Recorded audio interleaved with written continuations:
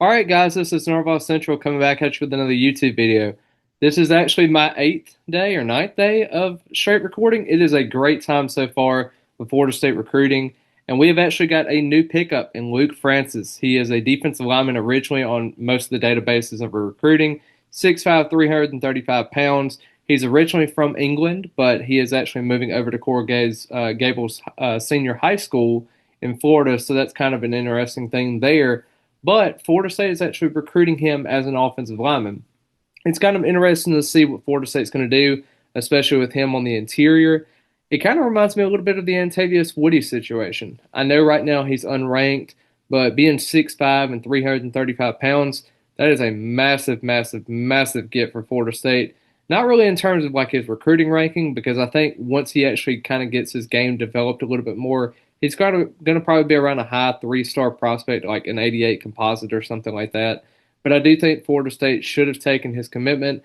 I kind of wished he would have stayed at defensive line, and that way they could have had a little bit more defensive line picks. But, I mean, Herb Hand has already got Michael Ionata as well as Xavier Payne. We'll kind of see what happens with Payne and Syracuse so far. I know they're kind of pushing in that way, but we'll kind of figure out what's going to go on with that. But just kind of excited that they got that pickup because you really don't teach size as much with that. I know a lot of his takes so far have just been more size and the skill sets kind of coming together and developing.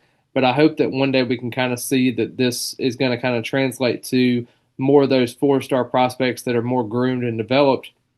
I know that Coach Hand has actually had Power Four experience with Auburn, Texas, Penn State, Vandy, teams like that. So I know that he has a track record in developing offensive linemen. So it just comes to the fact of, can he be able to do it at Florida State? Unfortunately, Alex Atkins was not really able to do that during his time here, but I am hopeful that Coach Hand can actually be able to do that going forward.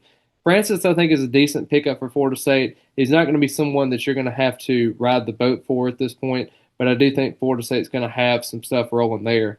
But overall, though, I definitely like this recruiting class so far. So far, we have 15 prospects committed to the fold, and we are 23rd in the country.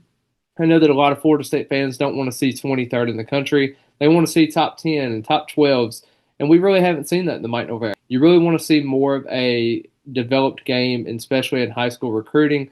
I know this is a new coaching staff. I understand we went 2-10 last season, but even programs like Auburn, who have had losing seasons consistently in the last couple of years, has recruited at a high level. You can say there's SEC money, but Florida State actually invests a lot in their recruiting game, so it's kind of underwhelming a little bit to see the recruiting not pay off as much. But I do think they really have a lot of good pieces in this class, especially in the trenches. Can they be able to get some other guys in the class? I mean, I think then you have the kid from Buford, who's also Bubenja, is actually a offensive line prospect that Florida State likes at tackle. We'll kind of see how he goes too, because he's actually going to be deciding, I think, July 14th or July 7th. He kind of was undecided on what his decision date was, but I really am kind of wondering what Florida State's going to do there, because, I mean, Arkansas, NC State's involved, some other teams are involved there.